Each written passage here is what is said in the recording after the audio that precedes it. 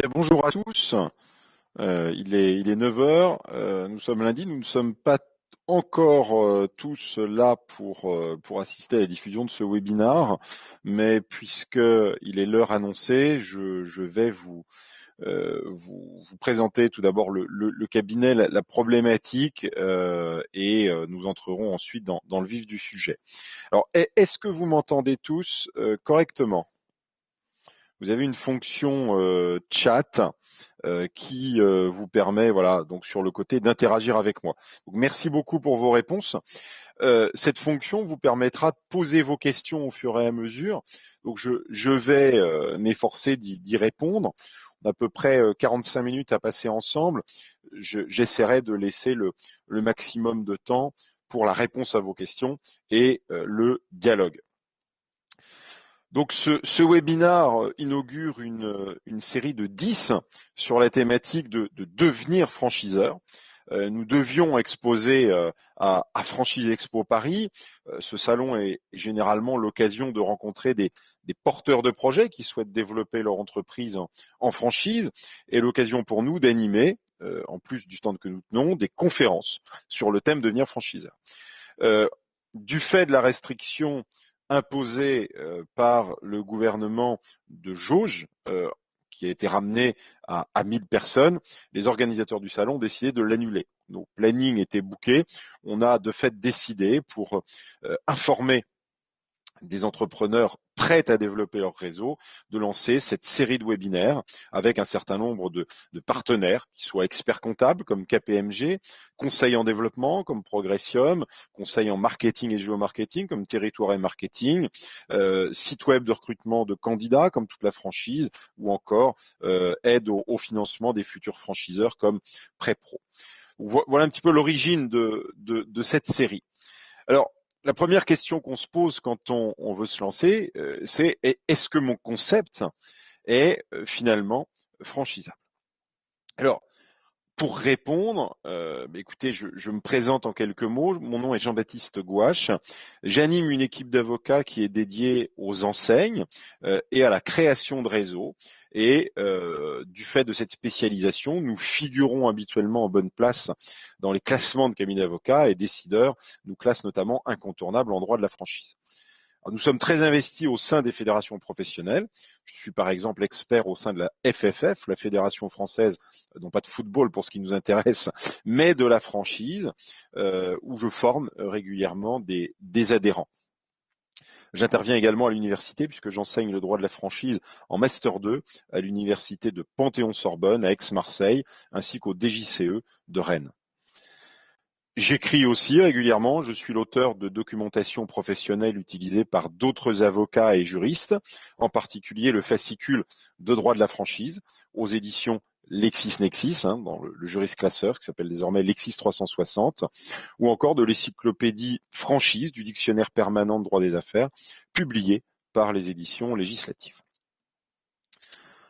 On a beaucoup d'enseignes clientes, ça représente aujourd'hui environ 400 enseignes clientes. Le cabinet existe depuis une dizaine d'années et depuis maintenant 4-5 ans, on est sur un trend de réseaux créés par an qui se situe entre 40 et 50. Il y a à peu près 150 réseaux de franchise créés par an suivant les statistiques de la FFF. Donc on en crée pratiquement 1 sur 3, ce qui nous a permis de développer de bonnes méthodologies de création de réseaux de franchise. Alors, pour répondre à la question, mon concept est-il franchisable?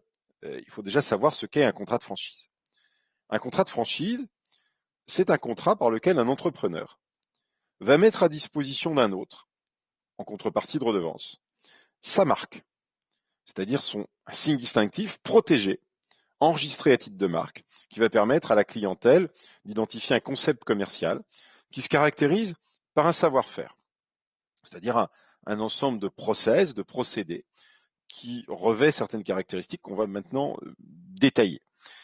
Et le franchiseur va s'engager vis-à-vis du franchisé à lui apporter une assistance permanente à l'exploitation de la marque et du savoir-faire. Cette assistance peut être une assistance technique, une assistance commerciale, et elle va se manifester tout au long de l'exécution du contrat. On le comprend. Pour que votre concept soit franchisable, des préalables à la franchise sont requis. Le premier préalable porte sur la marque. Pour que vous puissiez valablement mettre à disposition un signe distinctif, à titre de marque, il faut faire enregistrer votre marque. Si ça n'est pas fait, vous devez d'abord déterminer les produits ou les services pour lesquels vous allez enregistrer votre marque. C'est ce que l'on appelle des classes, et au sein des classes, des libellés de dépôt. Vous êtes restaurateur, par exemple, eh bien vous allez déposer votre marque dans les services de restauration, mais vous avez peut-être intérêt également à la déposer pour des packaging, pour les tenues qui seront utilisées dans le restaurant, comme pour les produits qui peuvent être, le cas échéant, vendus dans un rayon épicerie ou incorporés aux recettes. Une fois que ces classes de dépôt sont déterminées, il faut s'assurer qu'il n'existe pas d'antériorité.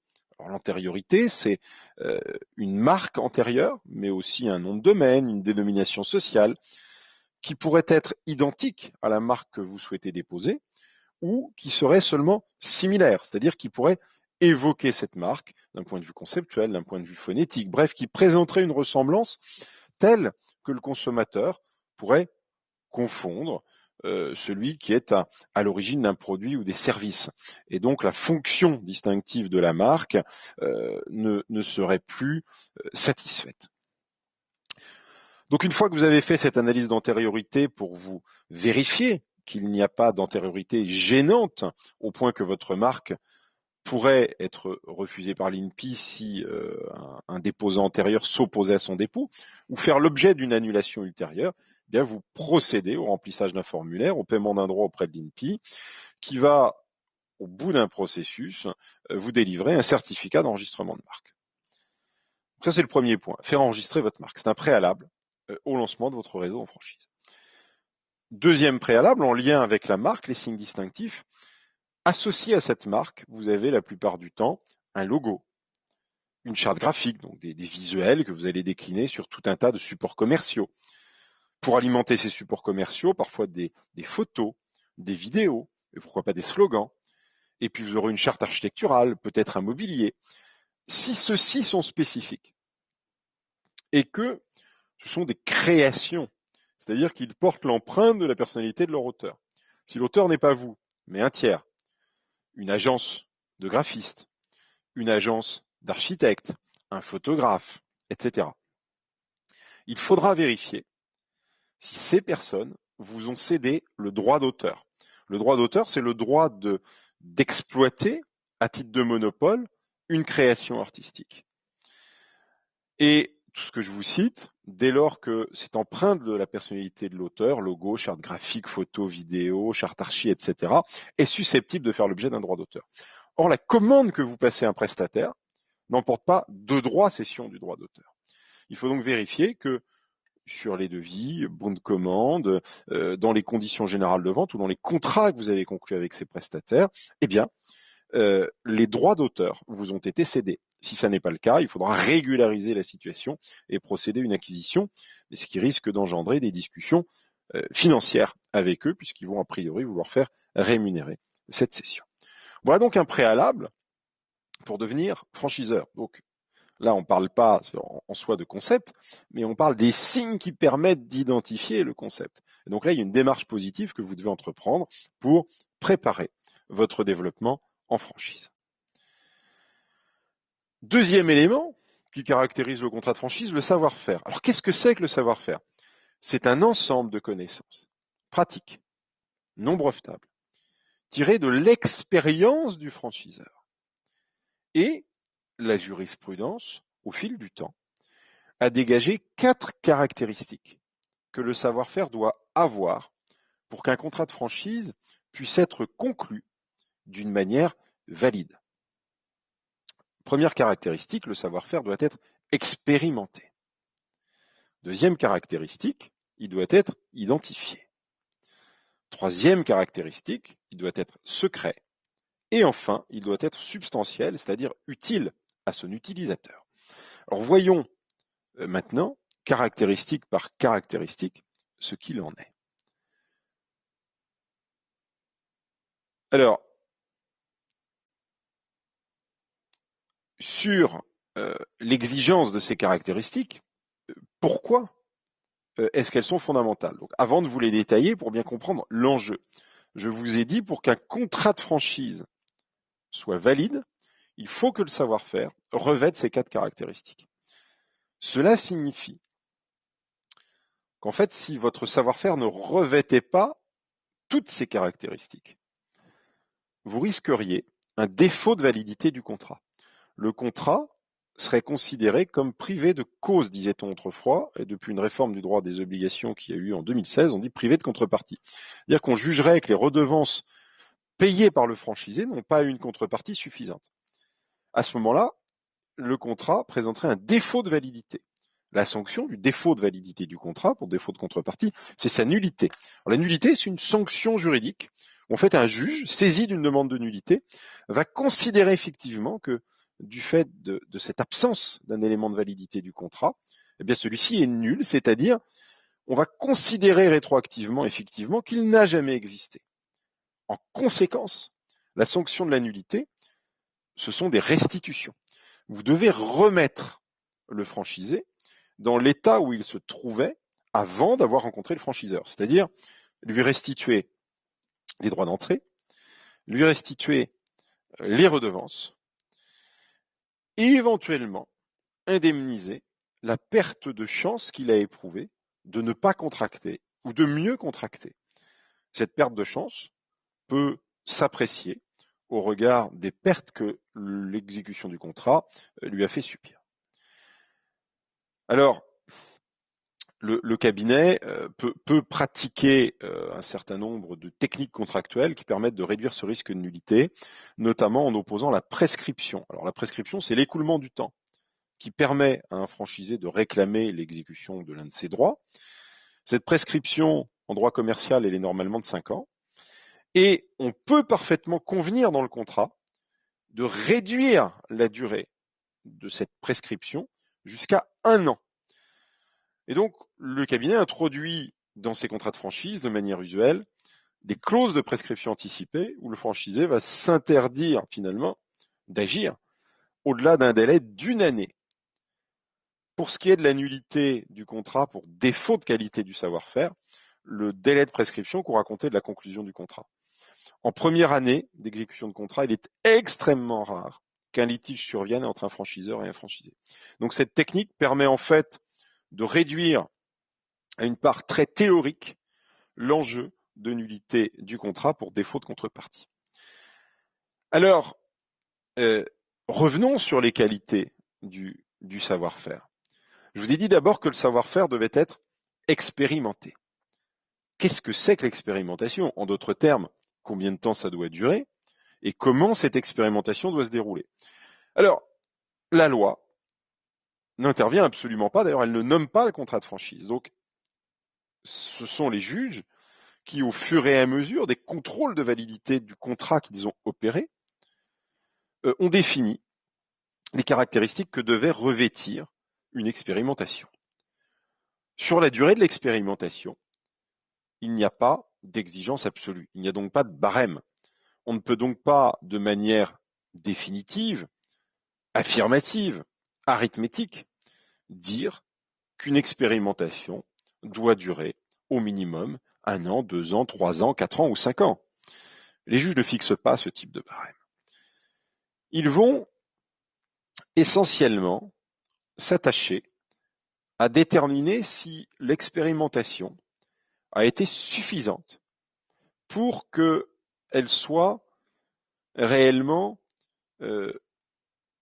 propre à dégager un concept commercial rentable et qu'elle puisse permettre son analyse, sa formalisation et servir de base à sa duplication. Dans un réseau qui était Body Minute, au lancement de ce réseau, son fondateur, Jean-Christophe David, avait ouvert plusieurs instituts. On est dans le secteur de la beauté, c'est de l'épilation rapide notamment. Donc dans Body Minute, il avait ouvert plusieurs instituts, je crois qu'il y en avait 4, 5 ou 6, et il a lancé la franchise au bout de 6 mois, constatant que les comptes d'exploitation de ces instituts étaient proches et que les soldes intermédiaires de gestion étaient conformes au business plan et permettaient d'assurer la rentabilité de l'activité. Cette expérimentation a été jugée par les tribunaux comme suffisante.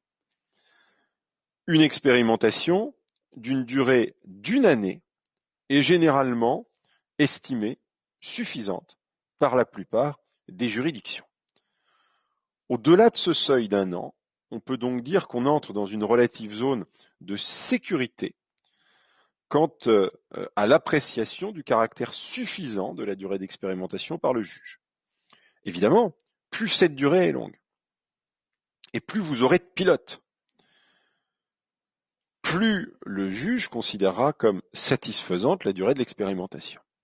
Pour autant, sur la durée d'expérimentation, les juges ont pu valider des expérimentations de courte durée, de l'ordre de quelques mois, et même dans des contextes particuliers, une absence totale d'expérimentation d'un savoir-faire propre à une enseigne. Alors, je vais vous donner un exemple, celui de Guy Hockey, entreprise et commerce. Vous connaissez tous le réseau d'agences immobilières Guy Hockey. Ce réseau est dédié à l'immobilier résidentiel.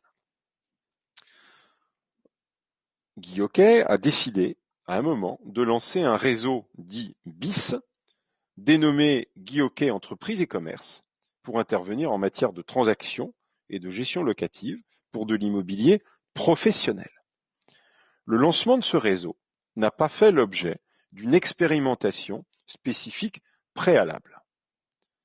Un franchisé s'en est plaint en justice et a sollicité la nullité du contrat de franchise Guy Hockey.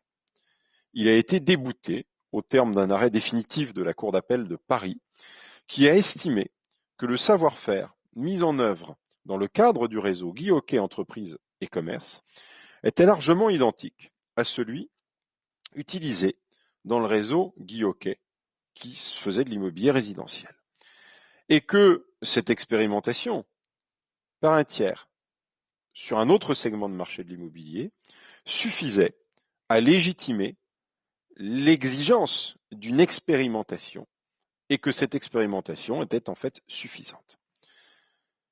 J'ai plaidé avec succès la même chose dans le cadre d'une activité d'agence d'intérim dans un réseau qui s'appelle Linxerach, qui a également bénéficié d'une décision définitive dans des circonstances absolument identiques de la Cour d'appel de Paris. Donc vous voyez, il n'y a pas de règle en la matière.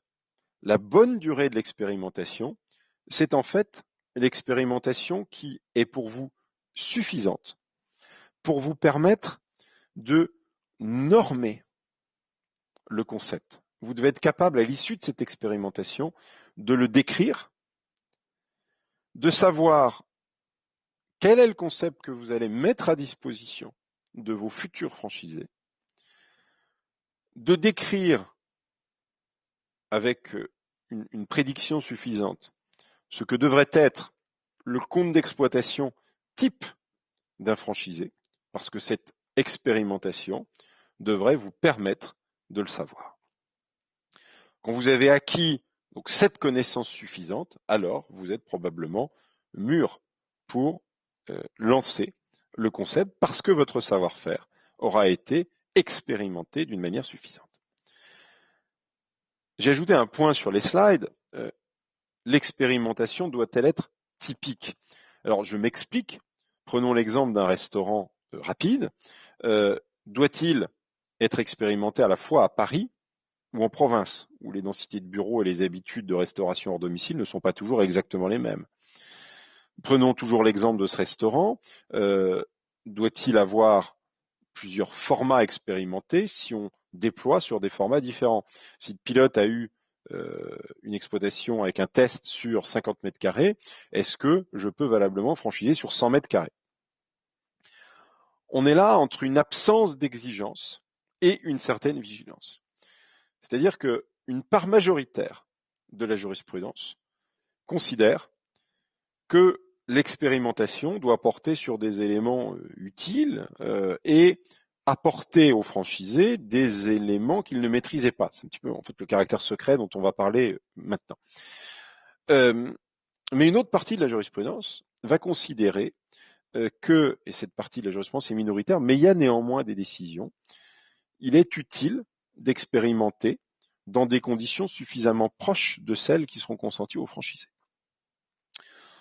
Donc, la recommandation que l'on peut avoir par prudence, c'est de déployer au moins dans un premier temps un réseau avec des franchisés qui exploiteront dans des conditions relativement proches de celles du pilote. Ça ne veut pas dire qu'il faut pour cela un pilote dans chaque région de France, ça n'est pas mon propos, mais vous voyez par exemple en restauration, passer d'une expérimentation sur un 100 mètres carrés et franchiser les premiers restos en kiosque, c'est peut-être pas une bonne idée. Peut-être qu'il faut aller sur des formats avec une typologie d'emplacement qui soit proche.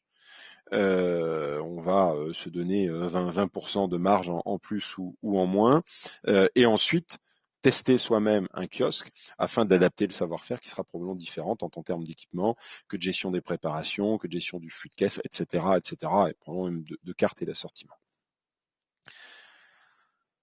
En fait, pour le juge, l'expérimentation est presque consubstantielle des caractères secrets et utiles. Qu'est-ce que ça veut dire le caractère secret? Qu'est-ce que ça veut dire le caractère utile? Secret, c'est qui n'est pas immédiatement accessible. Si demain, je veux exercer l'une des activités qui constituent votre métier, et je raccroche pour ça ma robe d'avocat, je ne dois pas être en mesure d'acquérir rapidement, sans recherche, sans investissement, les connaissances qui sont les vôtres à l'issue de l'expérimentation que vous avez faite de votre savoir-faire. En d'autres termes, le caractère secret, c'est le fait que je vais devoir payer un droit d'entrée, puis les redevances, pour faire l'économie de ces recherches, de cette expérimentation. À partir du moment où ça c'est effectif, eh bien le savoir-faire sera secret. Donc vous voyez, le caractère secret, ça ne veut pas dire que votre savoir-faire il n'est pas partagé par un certain nombre de vos concurrents. Ça veut dire que celui qui n'est pas dans le secteur, qui vous rejoint, va apprendre de vous ce qui est nécessaire à l'exercice de l'activité, sans avoir à rechercher lui-même ce qui est nécessaire à l'exercice de l'activité. Dernier lieu, le savoir-faire franchisable, c'est le savoir-faire qui est substantiel. Alors, substantiel, qu'est-ce que ça veut dire? Ça veut dire utile à son utilisateur. Donc, sera utile à son utilisateur, à n'en pas douter, le concept dont la rentabilité est éprouvée et qui permet d'exister sur un marché, c'est-à-dire de s'y maintenir dans des conditions de rentabilité qui permettent à l'entreprise de vivre. Voilà a priori ce que c'est qu'un savoir-faire substantiel. Donc, vous voyez, il n'y a pas une réponse absolument tranchée. Ce qui est certain, c'est qu'il vous faut une expérimentation. Cette expérimentation doit avoir été conduite d'une manière suffisante pour vous permettre d'appréhender votre concept, ensuite de le formaliser, et de dégager des ratios d'exploitation financiers de ce concept, c'est-à-dire des soldes intermédiaires de gestion, de construire un compte d'exploitation type. Donc en conclusion, s'il est expérimenté de manière suffisante, votre concept est très clairement franchisable. Je vous ai dit que le savoir-faire devait également être identifié. Qu'est-ce que ça veut dire? Ça veut dire que le savoir-faire est écrit. Le savoir-faire n'est pas un savoir-faire de tradition orale. Il se transmet aux franchisés par écrit. Alors comment? Sur deux supports. Ce qu'on appelle le manuel opératoire, en abrégé MANOP. Certains utilisent le mot Bible. Et également les plans et les supports de la formation, notamment de la formation initiale, qui va permettre aux franchisés de prendre en main ce savoir-faire et qui est le moment où il va se voir remis le manuel opératoire qui va être son livre de chevet pour l'exploitation de son entreprise. Donc pour l'identification, il n'en tient qu'à vous. Là, vous avez un travail à faire de rédaction de process. Alors dans certaines entreprises qui se lancent en franchise, quand elles ont plusieurs pilotes, qu'elles sont déjà succursalistes, une partie des procédures sont souvent déjà rédigées. Il faut les assembler, les développer, les améliorer, veiller à la pédagogie des supports, puisque ce sont des supports de transmission, de mise à disposition, et que celle-ci doit être efficace. Donc il n'en tient qu'à vous sur le caractère identifié. Alors, Peut-être que certains d'entre vous évoluent dans des secteurs dits réglementés. Il faut que votre savoir-faire, pour être franchisable, soit licite. C'est évidemment une exigence. Le savoir-faire qui n'est pas licite, il est hors commerce, c'est-à-dire qu'il ne peut pas causer valablement un contrat de franchise. Donc là, il y aura un risque de nullité, de la même manière que s'il n'avait pas été expérimenté, s'il n'était pas identifié, s'il n'était pas secret ou s'il n'était pas substantiel. Donc cette exigence de licéité de savoir-faire est fondamentale. Je vais vous donner l'exemple du réseau Mobile Affiche, qui ne l'avait pas bien compris. Mobile Affiche, c'était des camions qui, sur leur benne, promenaient en fait, un support d'affichage recto verso. Et ce camion, en fait, était conduit en ville, et donc c'était une forme d'affichage mobile. Sauf que il existait en France une réglementation spécifique sur l'affichage qui ne permettait pas d'avoir un affichage mobile et qui imposait que cet affichage soit effectué en des lieux fixes spécifiquement déterminés. Et donc, la substance même, ce qu'était le savoir-faire, ce qui était prescrit par le franchiseur, était en fait contraire à une règle d'ordre public française. Donc le réseau Mobile Affiche, qui nous venait de l'étranger, qui avait commencé à se développer, a été totalement détruit parce que son savoir-faire était illicite et que des franchisés s'en sont plaints, ils ne faisaient pas leurs affaires et ont sollicité la nullité du contrat de franchise pour être remise en état. Elle a été prononcée par les tribunaux. Inversement, je vais vous citer l'exemple, puisqu'il est désormais dans le public. Il y a un jugement très récent du tribunal de commerce de Lille. Donc c'est un réseau que le cabinet a constitué qui s'appelle Boticinal. Boticinal, ce sont des pharmacies, et des pharmacies de taille extrêmement importante, qui emploient tous les codes de la grande distribution, notamment de constitution d'assortiment, de marketing, de merchandising, etc. Lorsque nous avons constitué ce réseau, il nous a fallu décortiquer toute la réglementation qui était contenue dans le Code de la santé publique relative à l'activité des pharmaciens. Cette réglementation a constitué un obstacle à la stipulation d'un certain nombre de clauses. Pour autant, cette réglementation ne faisait absolument pas obstacle au déploiement de la franchise dans le secteur de la distribution en pharmacie. Et donc, nous avons tenu compte de ces dispositions réglementaires de manière à ce que le savoir-faire du franchiseur demeure toujours licite.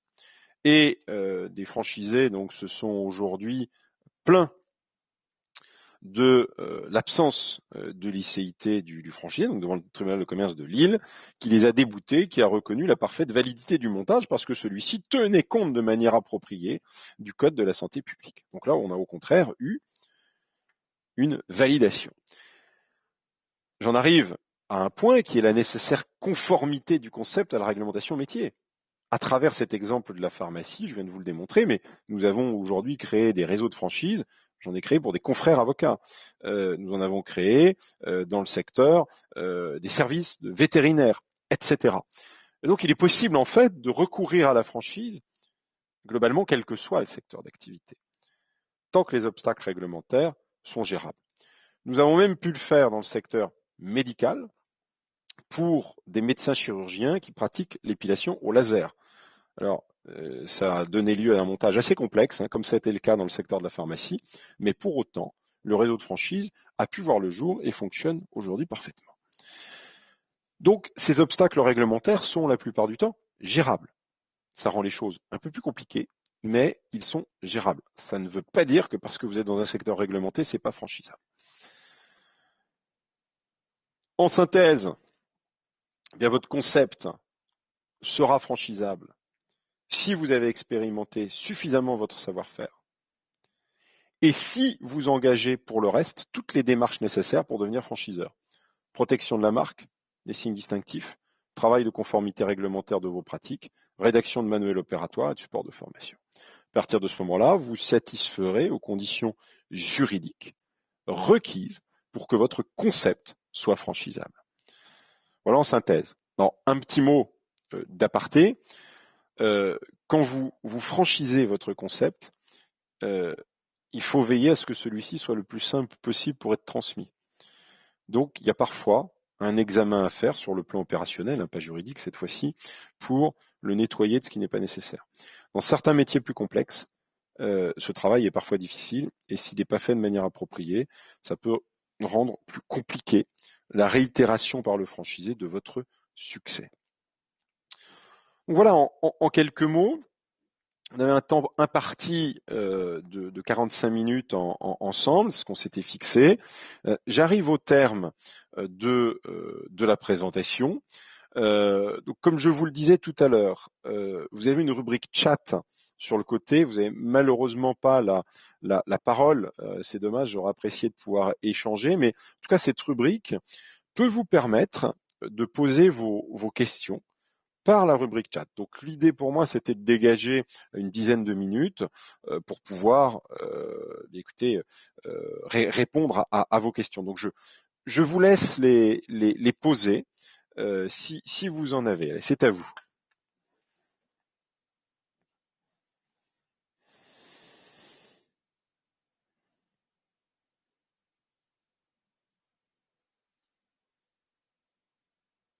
Alors, je vois pas de questions pour le moment. Est-ce que vous êtes aujourd'hui tous en phase d'exploitation d'un pilote? Est-ce que vous avez déjà cette matière sous la main? Ou est-ce que pour certains, vous êtes un peu plus en amont de vos projets?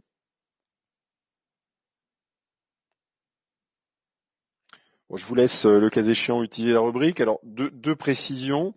La première, c'est que les slides que j'ai présentés vous seront adressés par courriel. Je crois que vous aurez un lien pour voir un replay. Donc vous aurez tout le loisir de vous y reporter. Par ailleurs, pour ceux qui souhaitent approfondir leur projet, sachez que j'aurai grand plaisir à échanger avec vous. Les premiers rendez-vous que j'ai avec les entrepreneurs qui veulent se développer en franchise ne donnent jamais lieu à facturation. Donc on peut prendre un temps d'échange, que ce soit en visio ou lors d'un rendez-vous au cabinet, pour parler de votre projet, de sa concrétisation, et puis voir spécifiquement si votre expérimentation est a priori suffisante ou pas pour prétendre à se lancer en franchise. Donc ça ne donne lieu à aucune facturation. Pour cela, il vous suffit de prendre contact. Vous avez d'afficher à l'écran mes numéros de téléphone au standard et mon portable, ainsi que mon adresse de courriel. Une fois qu'on a tenu ce rendez-vous, en fait, comment ça se passe? On vous adresse une proposition de service. On travaille au forfait. C'est donc un prix qui vous est donné et qui est accepté à l'avance. Il n'y a pas de surprise. Et on va d'une part vérifier la protection de votre marque, des droits d'auteur, et ensuite vous poser de très nombreuses questions, souvent opérationnelles, sur la relation entre un franchiseur et un franchisé. Et en face, ensuite, on mettra des clauses qui sont appropriées pour habiller ce que vous avez souhaité. Alors voilà une première question. J'ai commencé une avancée sur la création d'un réseau de franchise, visite au centre de la franchise en 2018. Alors pour l'instant, tout est bouclé concernant votre première présentation. Écoutez, super. Donc c'est très bien. Peut-être qu'on se donne rendez-vous dans d'autres présentations alors pour Bonneuil. Voilà, donc pour ma part, mon projet est en cours avec Maître Benoît. Ok, très bien. C'est qui? C'est Anne-Cécile Benoît, c'est ça? Ok, donc voilà, très bien, on se voit. Alors Bathilde, ok, donc je ne la connais pas. Très bien. Eh bien, écoutez, c'est parfait. Je ne vois pas d'autres questions. Donc, pour ceux qui assistent à d'autres webinars, je vous dis à tout à l'heure, ou à demain, ou après-demain, puisque la série se déroule sur 3 jours. Et pour ceux dont ce n'est pas le cas, eh bien, écoutez, je vous remercie. J'ai eu plaisir à vous délivrer ces informations ce matin, et je suis à votre disposition. Merci beaucoup. Excellente journée. Au revoir. Ah, alors, comment faire le choix entre un développement en licence de marque ou sous forme de franchise? Eh bien, écoutez, C'est une très bonne question. On la traite justement à 10 heures dans le deuxième webinar de la matinée. Donc Thomas, je vous propose de vous connecter à ce moment-là et on va passer ensemble une grosse demi-heure sur ce sujet de différence et de choix entre licence de marque, franchise, concession, etc. Merci à tous. À tout à l'heure.